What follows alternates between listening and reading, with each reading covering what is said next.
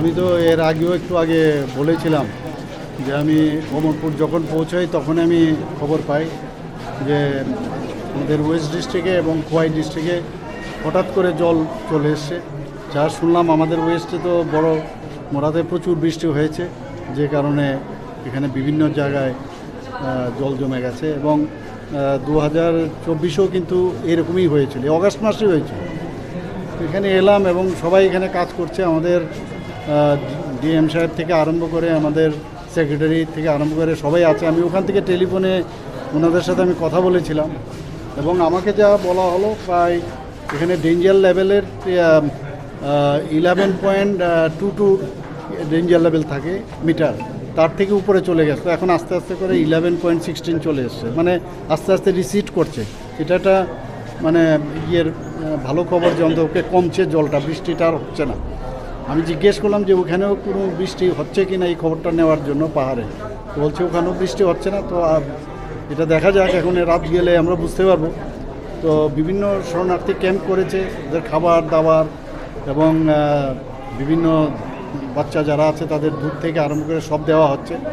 এবং আমাদের যে ডিজাস্টার টিম তারাও কিন্তু নিয়মিত আছে, বোট লাগানো হয়েছে, বোটেও কিন্তু সব বিভিন্ন জায়গায় গেছে। আমার কেন্দ্রে তো আছে, এখানেও আমরা দেখলাম বিভিন্ন জায়গায়। এবং স্পেসিফিক কিছু বলদাখাল থেকে আরম্ভ করে এইসব জায়গায় তো হয়ই। আমার বিধানসভার মধ্যেও আছে, খোয়াইও হয়েছে।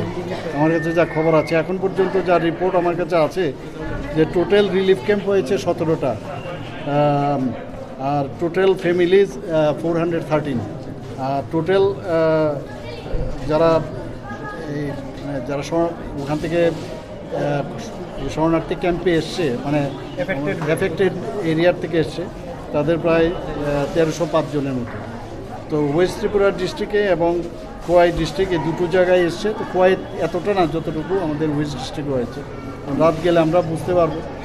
তো আমার মনে হয় যে আমাদের এটা তো আমরাও অনেক কিছু ভাবছি যে কী করে এই পার্মানেন্ট একটা সলিউশন করা যায়। এমব্যাঙ্কমেন্ট তো এখানে হয়েছে, আপনারা নিজেরা যে দেখেছেন। তো কীভাবে আরও স্ট্রং করা যায়, আর প্রকৃতির সাথে তো কিছু করা যায় না। সারা পৃথিবীর মধ্যে, সারা ভারতবর্ষ সব জায়গায় আপনারা দেখেছেন ফ্লাড। তো যাই হোক, আমাদের তরফ থেকে আমরা অ্যালার্ট আছি। আমাদের এনডিআরএফ টিম অলরেডি তারা ওয়েটিং করছে, তারা এখন মানে রিজার্ভে রাখা হয়েছে। টিএসআর ক্যাম্প এসছে, আবদা মিত্র তারা এসছে। এবং বিশেষ করে আমাদের যারা কাউন্সিলররা আছেন বিভিন্ন জায়গায়, তারা কিন্তু কাজ করছে। ইভেন আমাদের পার্টির যারা আছেন সবাই, মণ্ডল সভাপতি থেকে আরম্ভ করে সমস্ত কার্যকর্তারা কিন্তু মানে অলরেডি ওরা কিন্তু এফেক্টেড এরিয়ার মধ্যে আছে। এবং যে ক্যাম্পগুলো হয়েছে রিলিফ ক্যাম্প, সেখানেও কিন্তু ওরা আছে। আমরা দেখে রাখছি এবং খবর রাখছি, আস্তে আস্তে রিসিড করছে। কাজে এইটাই একটা খবর যে অন্তপক্ষে মানে আস্তে আস্তে থেকে বৃষ্টিটা এখন কম হচ্ছে পাহাড়ে। তো এটাই একটা খবর, মানে ভালো খবর। বেশি এফেক্টেড হয়েছে ওয়েস্ট ডিস্ট্রিক্ট।